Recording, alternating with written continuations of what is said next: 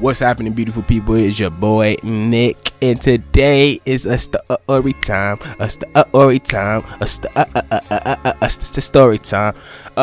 Yeah, as you can tell by the title, this is the story of when my girlfriend cheated on me.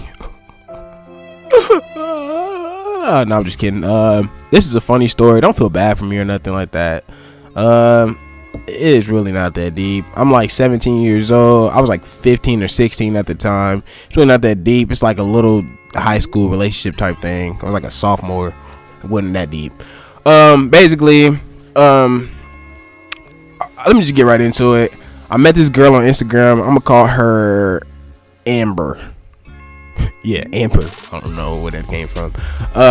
But yeah, I'm just calling this girl Amber. I met her on Instagram. I don't know if I liked her pictures. I think she liked my pictures first, and then like, you know, the typical thing, like she liked my pictures and I liked some of hers, and then I got her number or whatever. So we just texting. But I wasn't really sweating this girl because, you know, I had hoes. Like, I ain't trying to be that nigga like that, but nigga, I had hoes. You know what I'm saying? I had multiple females that could be potential partners. That's what I'm gonna say. I'm not gonna just say hoes because people don't like when you say hoes, and people think that's slut shaming and all that extra stuff. But yeah, basically, I was texting multiple females and I had potential options or whatever.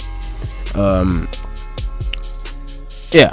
So I was actually talking to another girl at the time, and then like she was just kind of like a girl that I just text every once in a while. I wasn't really on nothing, so don't try to make it like I was just playing girls. Like, I wasn't really on nothing with her. I was just texting her, you know what I'm saying? Like, blah blah blah, what you doing? Blah blah blah. The typical conversation, typical drive boo boo conversation. So I don't really even know how it escalated to what it became because I really wasn't on that. But I guess she was like catching feelings for me or whatever. And I'm the type of guy who, like, I don't want to get into relationships because, you know what I'm saying, like, first of all, we're young at this time.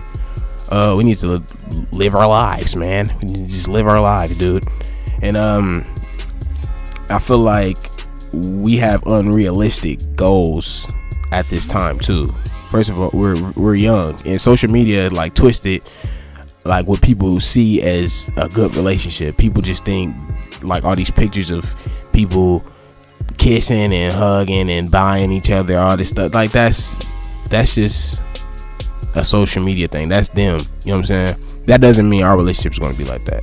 I don't want to get too much into that. I don't know why I just drifted off like that. Well, basically, as I got to know her, she was like one of those like private school girls, like party girls. She liked to drink and stuff like that. I'm not going to just bash her the whole video because obviously that was my girlfriend and I actually liked her or whatever.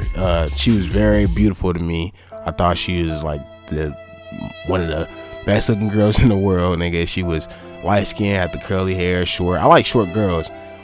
She used to have braces or whatever. And I mean, y'all know who I'm talking about now. If all my friends gonna know who I'm talking about. Now, I mean, everybody know what I'm talking about. 'Cause I only dated like one girl seriously. So yeah, man, she was just that type of girl. She was the party type, a drinker. I wasn't on that. I just wasn't into that type of stuff. I'm not gonna bash anybody who does that type of stuff. It's your life. Do whatever you want to do. Yeah.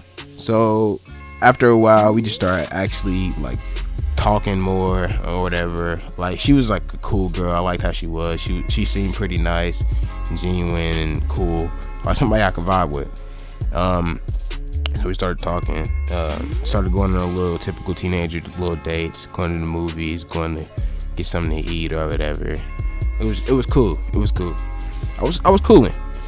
So after a while, she started to like want me to put a label on what we were, and I don't really believe in putting labels on stuff. You know what I'm saying? I feel like that just causes unneeded stress and stuff like that. Because now you like, oh, this is my girlfriend or this is my boyfriend. I have to do. I don't know why I just turned into a Russian, but I have to do this. I have to do that. Like I don't like that. So I just told her, I was just like, I don't feel like we should do that. We're exclusive now. I don't talk to anybody else. I hope you don't talk to anybody else. I don't think we should do that. You know what I'm saying? But she just kept badgering me for it. And when you a dude and you like a female, you kind of just do stuff for her. You know what I'm saying? Like, I was just like, okay, you know, I asked her out. We started dating or whatever. That's who I should never did. That was my mess up right there. Because after that, dude, everything just started going downhill. Like, we started arguing all the time for little dumb stuff, bro. It was just unhealthy or whatever. So yeah, we just started. The relationship was at a decline. So we basically would just like argue all the time.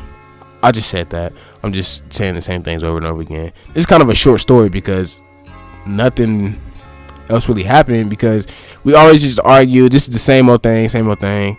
And then one day I was at my nigga's house and we was just cooling playing the game. I think he was playing 2K, man, and he was smacking me because I suck at 2K.